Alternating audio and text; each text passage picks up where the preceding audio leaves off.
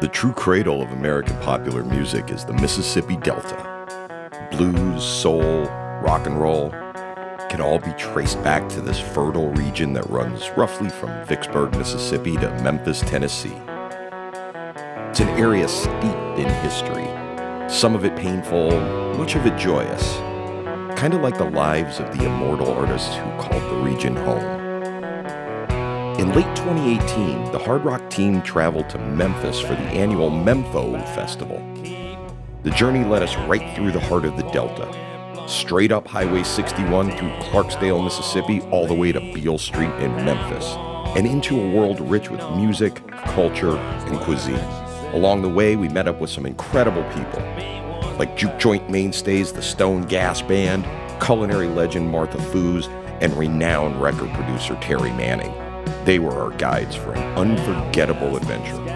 My name is Jeff Nolan. I'm the music and memorabilia historian for Hard Rock International and a dyed-in-the-wool fanatic for all things Delta related. Join me on a journey into the creative heart of the American South. The crossroads of highways 49 and 61.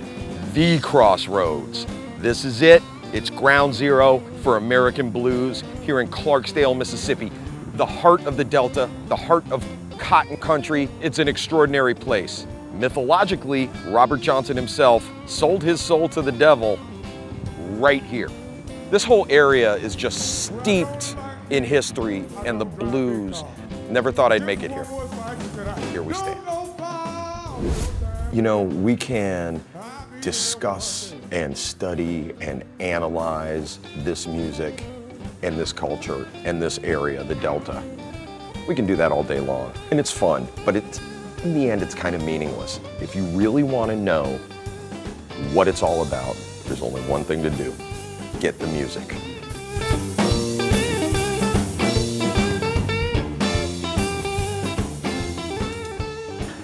I think I remember this one on VJ. Hound Dog Taylor had 6 fingers. He had like a vestigial pinky growing off his other pinky, 6-finger guitar player. That's his handprint.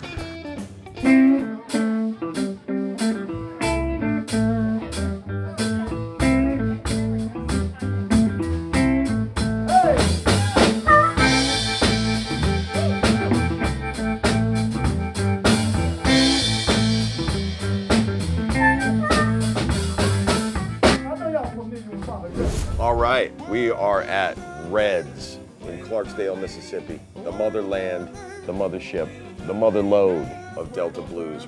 Legends, the Stone Gas Band. Thank you for taking the time to join us. How long have you been doing this here in Clarksdale? I mean, this band is really well known in this area. It started back in the 80s, and then they disbanded, and it's just reunited a year ago, going on 2 years. Oh, okay, right on. Well, I was so glad to get out here, just to enjoy, to learn how to play and play the blues. And you did that because you want to get away from home. Yeah, and I got away too. You know. But that's one thing about the Stone Gas Band. We love what we do. We put a whole lot of love into it, so that's what we do. What kind of play? What kind of play? Put it hand to me. What kind of play? What kind of play? What kind of play? Put it hand to me. What kind of play? What kind of play? What kind of play? What kind of play? Put it hand to me. What kind of play? I'm here with Delta native Martha Foose. She's a James Beard Award-winning chef, author, and an incredible storyteller. I really couldn't have asked for a better guide to this vibrant part of the country. Martha embodies the hyper-literate, irreverent side of the Delta that is far too often overlooked. She's also funny and charming as hell. We are in Mississippi, Martha. Welcome, welcome, welcome to the great state. Wherever you find good music, you're going to find good food, and generally it's vice versa too. You know, and so you think of so many blues songs like Come On In My Kitchen. You know, if you had to make a list of how many songs mention fat back or biscuits, like Mama, your biscuits are big enough for me. And so much of the blues lyrics that are about food are also sort of about love. Of course. You know, and so they're just inseparable as far as I can see. And I think the longer you stay, you'll see more and more, and hopefully you'll come back. What kind of place? What kind of place? Will it have to be? What kind of place? What kind of place? What kind of place? Will it have to be? What kind of place? What kind of place? What kind of place? So we're here with the one and only Terry Manning, writer, performer, producer, arranger, photographer. Photographer, engineer, audio engineer, whatever that is. Devilishly handsome character. Ground Zero applies to more than just this little town in Clarksdale. It seems like it's this entire region. Well, the Clarksdale scene, yeah, it was a mecca for talent. And when you think of it, if we never knew about Stax, let's say, if we didn't even know about Sun, and there was only Beale Street, and W.C. Handy, and Furry Lewis, and the people who are, that's enough. But then you go to Sun, directly after that, and you get Elvis, you get Johnny Cash, you get Roy Orbison, you get Jerry Lee Lewis, you get Carl Perkins. Oh, man. I mean, there was more. Okay, if you don't have any of that, you have Stax, which has Otis Redding and Rufus and Carla Thomas and Isaac Hayes and Albert King, and the list goes, Sam and Dave, it goes on and on and on. But when you add all this together coming out of one place, it's really shocking, and there's nothing like it. There's nowhere else like it. Shocking is the right word. Yeah. It's, you know, it's easy when folks like us talk about music and we're so passionate about it, it's easy to be kind of hyperbolic. But shocking is true. It is true. What came out of that one little spot on a map? Think of the players. I mean, players and players. The Bar-Kays was the second string. I don't mean that in a demeaning way, but they were just under the MGs as the junior varsity, but coming up every day, and what great players.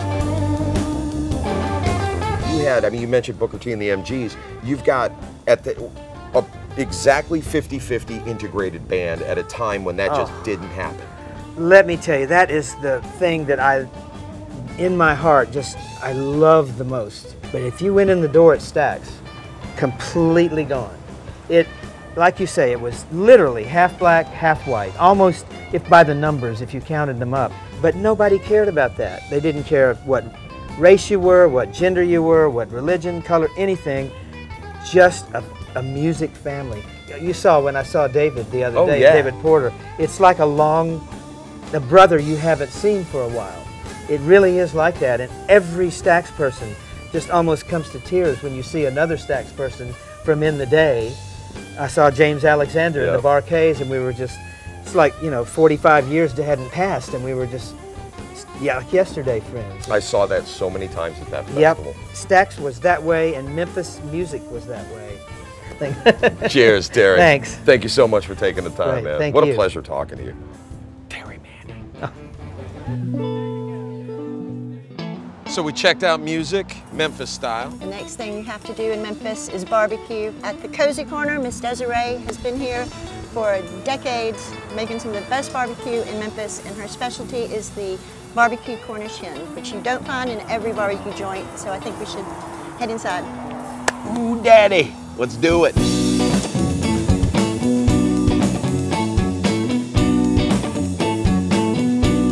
How many of the folks working here are your grandkids right now?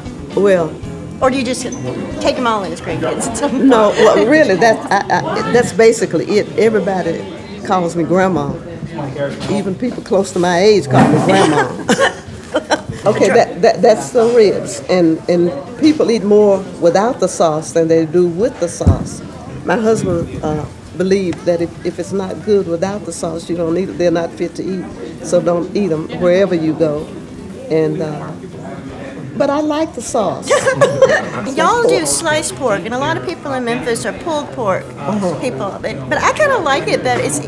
I like the texture better, and I think it's an easier eating sandwich. It's easier eating, and it's just better to me. I mean, I'll go somewhere and order pulled pork, but if I do it, it's going to be sliced.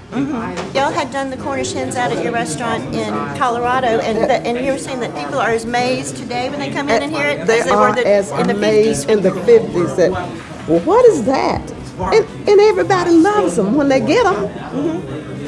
And they've been here all the time. Well, thank goodness they've been here all the time. We've got our slaw and the barbecue bologna sandwich. Oh my goodness, that is probably our best seller. Really? I think if not, I mean even compared to the ribs, because everybody likes bologna. I said, but you ate bologna, didn't you? I ate bologna all the time when I was coming up, didn't you? And they'll say, yes, but I didn't get enough. Want some more?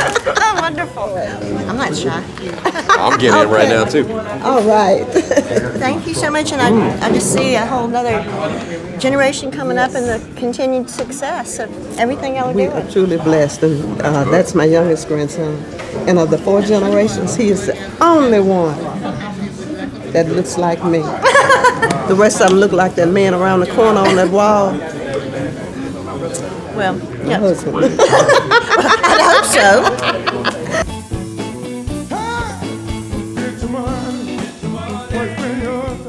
Just as we walk around a little bit, it's really a very, very unusual spot we're at.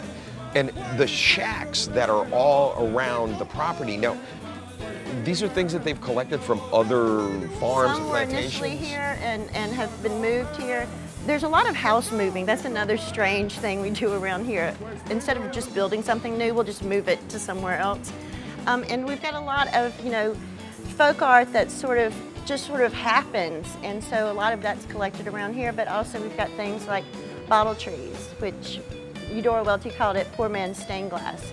And you collect all different whiskey bottles, blue glass, cobalt bottles, and you put them on all the empty branches, and then when the bad spirits come and want to get into your kitchen, they're distracted by the flashy colored bottles, and then they fly into the bottles and they don't bring bad juju into your kitchen. So you'll see a lot of bottle trees just randomly out in people's yards all over the Delta. It's great. It's just so colorful as you drive through with, the art and also just the nature. The nature here is gorgeous, and there's a lot of land that's been put aside. The Delta National Forest is near here, and the cypress trees, are 4 times as big around as this table, and they're just striking. And we're right on the Mississippi Flyway, so bird watchers, it's amazing. We have to beat back nature because it's trying to get us all the time. I mean, you leave home and vines will cover your house, but we love it. I love it. There's simply no place on earth quite like the Mississippi Delta. Utterly unique and quintessentially American, the Delta is deeply aware of its cultural legacy and rightly wears it as a badge of honor.